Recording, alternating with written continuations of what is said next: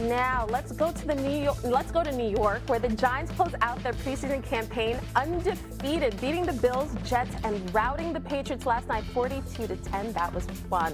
Jaxson Dart has shined throughout the preseason, going 32 for 47 with 372 yards, 4 total touchdowns, and 0 interceptions. That's my quarterback. That's my quarterback. Meanwhile, Shedeur Sanders will return to the field tomorrow as the Browns face the Rams in their preseason finale. Now, after a promising outing in Game 1 versus the Panthers, Shedeur was sidelined for Game 2 due to an oblique injury. In one game, though, Shedeur went 14 for 23 with 138 yards and 2 touchdowns. So, Canty, I heard you say Jaxson Dart's your quarterback, but who will start more games this season, Shedeur or Dart?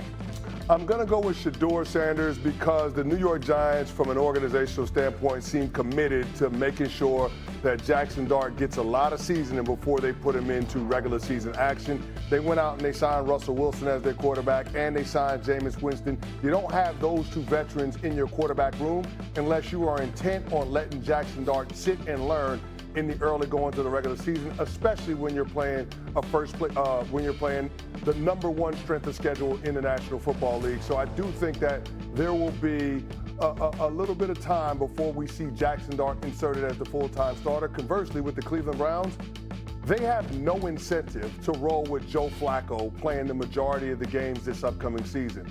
The only purpose for the Cleveland Browns this season, the only thing that they can get that's constructive for their franchise moving forward, is to figure out what they have in those 2 draft picks at quarterback, Dillon Gabriel and Shedeur Sanders. And based on what we've seen in the first couple of preseason games, I would say that Shedeur Sanders will ultimately be the guy first off the bench to have an opportunity to prove that he can be the guy. I think you're wrong. I think you're dead wrong. I think you're dead wrong. And I'm going to tell you why. First of all, Shedeur Sanders, as good as he's looked, Jaxson Dart has looked pretty damn impressive. Number 2, Russell Wilson has not. Okay, not bad or anything like that, but has not. Number 3, Jameis Winston ain't playing to get ahead of Jaxson Dart. That ain't gonna happen. They ain't gonna play Jameis Winston to get ahead of Jaxson Dart. They're just not. Number 4, Brian Daboll's job is on the line. Fair or unfair, I think the man's a hell of a coach, me personally. Even though shame, that's what I call the GM, because he should be ashamed of himself how he treated Saquon Barkley. The bottom line is that's why I call him shame. That's exactly what I call him. But I'm not going to deny that he hasn't done a good. I'm not going to deny that he's done a good job in the draft. Yeah. So we get that. But Brian, people have looked at them and they've said, you know what? There's some trepidation there about their job security, both of them.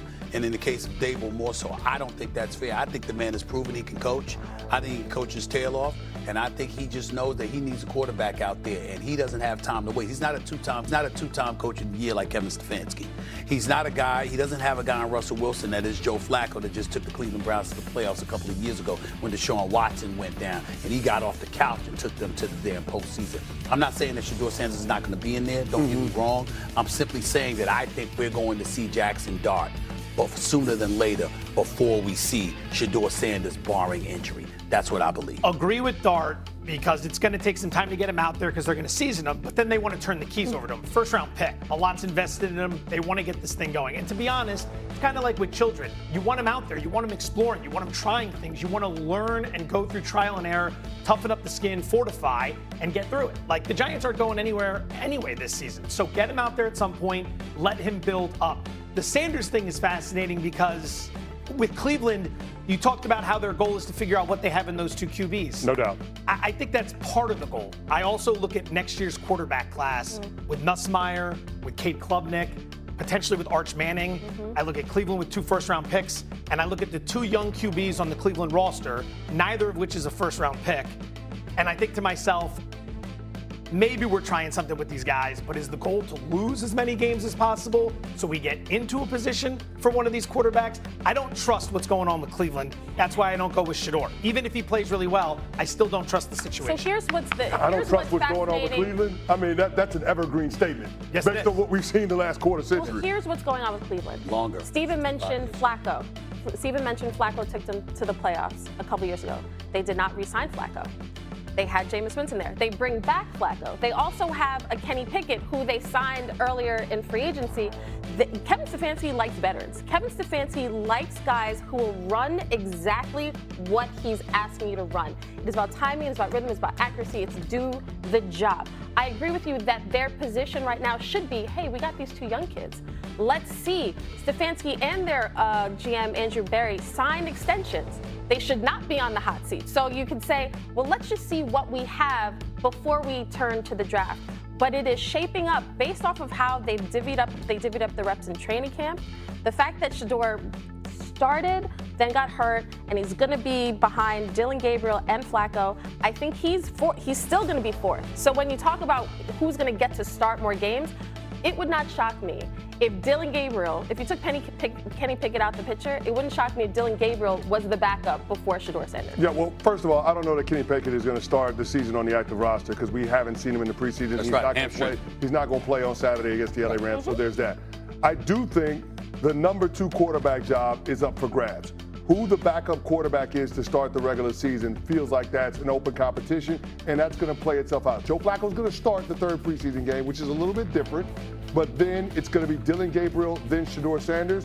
We'll see what ends up happening.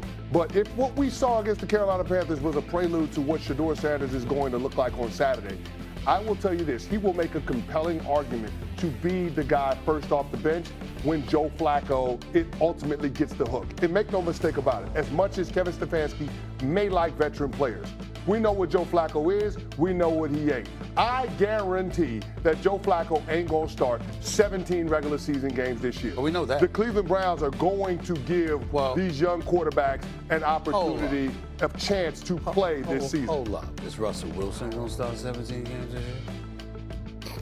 No. Of course not. Exactly. That's my point. But Kmart was making the case that Kevin Stefanski, because he loves veteran quarterbacks, is going to play Joe Flacco. No 17 games, but we know that Russell Wilson Joe Flacco ain't going to make it through the first 6 games. You see they schedule? Okay. It ain't going to happen. They got the Cincinnati Bengals and 5 playoff teams to go. Russell Wilson ain't going to start 17 games, and Russell Wilson and Jameis Winston combined ain't going to start 17 games. I will say this. The Russell Wilson has a chance to be more competitive with that defense that the New York Giants are bringing to the party than the Cleveland Browns do through the first third of the season. They just do. The Giants' defense is underrated in terms of how good they're going to be. That's true. And they are going to be in a lot of closely contested ball games. And what the product looks like on the field is going to dictate when Brian Daboll decides he's going to yank Russell Wilson out of the starting lineup. Conversely, the Cleveland Browns' defense is supposed to be their strength. JOK is not going to be there the entire season. MJ Emerson got hurt in training camp. He's going to be out for a while. That defense is not as solid as we thought it would be coming into this season. And they don't have a glut of playmakers on the offensive side of the ball either. So there are a hell of a lot of questions in Cleveland. And even Joe Flacco being a veteran is not going to lead to a winning product, which opens the door for Shedeur Sanders to play sooner rather than later. I just can't get past.